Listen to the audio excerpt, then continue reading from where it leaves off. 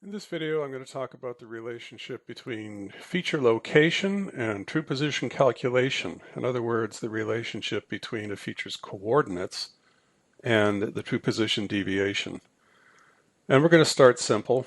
Here's a sheet metal part, and because the cylinders representing the holes in a sheet metal part are so shallow, they're typically measured on a coordinate measuring machine as circles.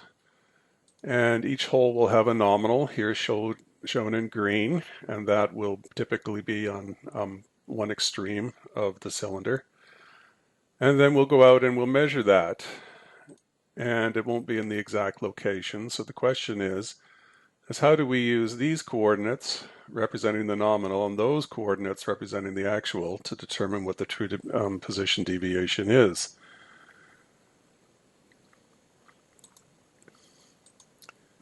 Well, the little red line here shows the hypotenuse. If we think of this as a little triangle, then we can use Pythagoras. What is the deviation along the x-axis and what is the deviation along the z-axis? And we add them together by squares and take the square root. To calculate the true position, we need to do one more thing, and that is we need to take that line and turn it into a circle. In a sense, we just multiply it by 2. Mathematically, the formula looks like this. The deviation of one coordinate squared plus the deviation of the other coordinate squared, square root thereof, times 2. In a CMM report, you'll often see the feature nominal, the feature actual, and you will see the feature deviation in one coordinate and the other. And if we use the calculator app here, and we take these coordinates, 0.19, and square it, and add together the other one, 0.17 negative squared, then we get a value, and we take the square root of it, and we multiply that by 2. And we get a number that looks remarkably like this number here, which is the actual true position. And that works great in these special cases where something is square to a major plane, and here the nominal and the actual are in the same plane. And it even works in the case where the actual is displaced downwards. Here the magenta is down from the nominal, measured halfway down through the circle. And you can see that there's no deviation. You can't see the difference. But as we go over towards something a bit canted, and I'm going to show the nominal and the actual at surface and the actual at a measured depth. And you can see there starts now to be a difference between the two. And if I want to calculate the deviation in the surface, I get a very close approximation using this formula. I would get an exact value if I included the third coordinate. But you'll notice in our little CMM report, we don't have that information. We don't have the third coordinate, and that's typical. So you may find that if you do the calculation with the two coordinates you have, that you don't get the exact answer. But the situation gets even worse if the hole is even more canted. So if we look at the nominal for this, it's at the surface. And if we look at the actual at the surface,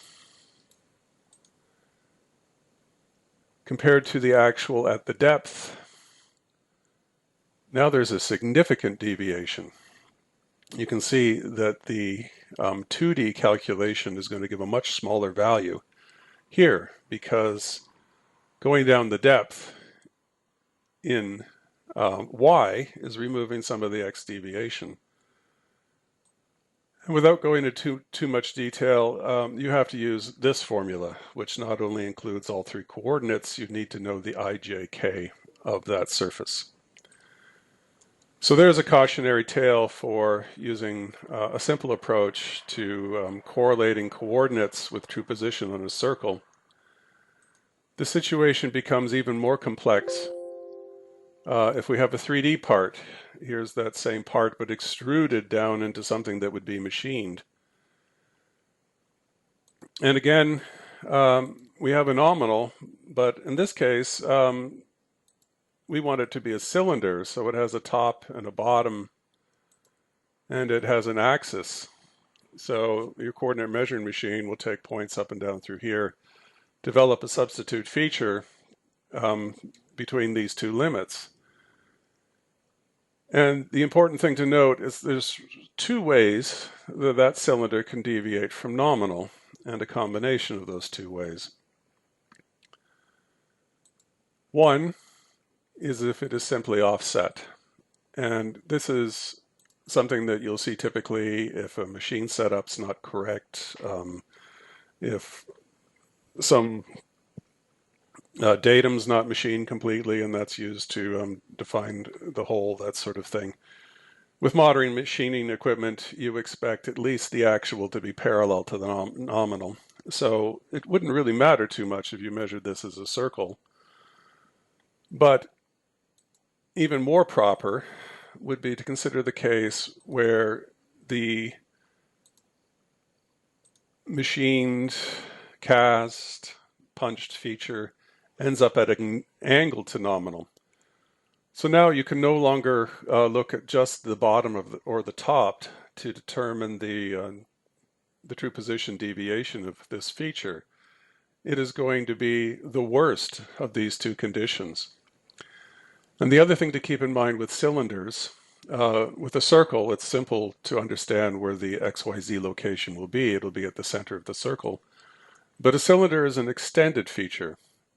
So where will the XYZ be? You need an XYZ, an IJK, and a diameter to define a cylinder. Well, it could be at the top of the cylinder. It could be mid-feature. It could be at the bottom of the feature. It can get as extreme as if we extend this line infinitely. Where does it intersect a major plane? What is its point of closest approach to the origin? Different CMM systems have different ways of storing the location.